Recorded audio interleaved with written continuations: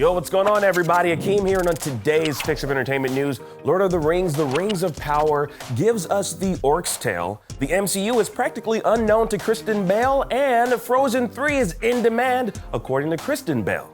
Let's drop it.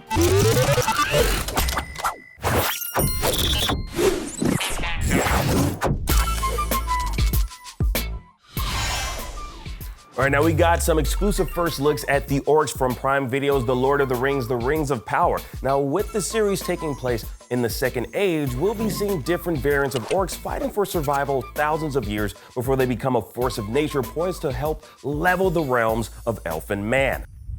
Now, we here at IGN wanted to get a better sense of what's in store for viewers of the upcoming Lord of the Rings series, so we spoke with the show's executive producer, Lindsay Weber, to get the lowdown on this new approach to the Orcs' appearance on the small screen. And she said, quote, "We spent a lot of time talking about what it would mean to be an orc in the Second Age. It felt appropriate that their look would be different, part of a wilder, more raw Second Age Middle Earth, closer to where the First Age ends. As we meet them, they're not yet organized into armies. They're a little more scattered, and they've been scavenging.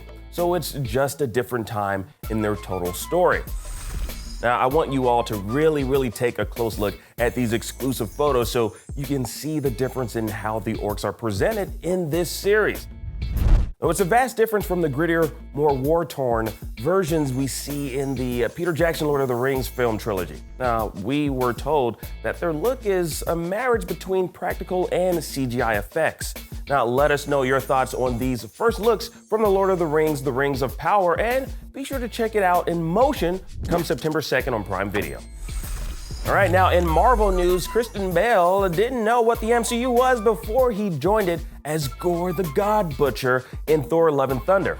Now, speaking with Total Film, he remarked on if he had any issues with taking on another comic book role following his portrayal of Batman in the Christopher Nolan Dark Knight films, to which he said, quote, "Absolutely not, no. That didn't even enter into my head at all. I'd read that and people would go, oh, look at this, he's entered the MCU. And I'd go, I've done what? I haven't entered. Thank you very much. I'm like the MCU. I had to ask what that was."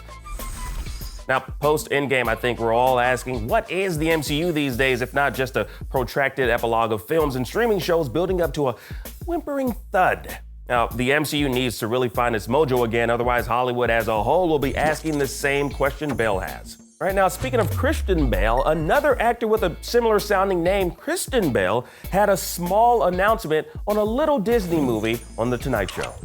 Frozen 3, can we announce anything? I would like to officially announce, with zero authority, Frozen 3. Wow! Now, keep in mind, she did say zero authority, so obviously it's not an official announcement that something's in the works. But she went on to say that her co-star, Idina Menzel, is all in on returning. So if the cast is keen to return, the fans want it, then why the hell not make it happen? And honestly, I'll tell you right now, you never know what Disney might pull out of the vault. And that was your entertainment fix for today. I'm Akeem Lawanson, and thank you so much for watching. Now that you're caught up on today's news, please check out our previous episode where I talk about the Flash movie or this trailer about an alligator wearing a Lacoste sweater. It's weird, but it looks like it's fun. Download the IGN app on all your devices. For everything else, stick with IGN.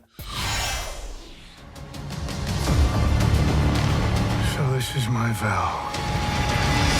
All gods will die.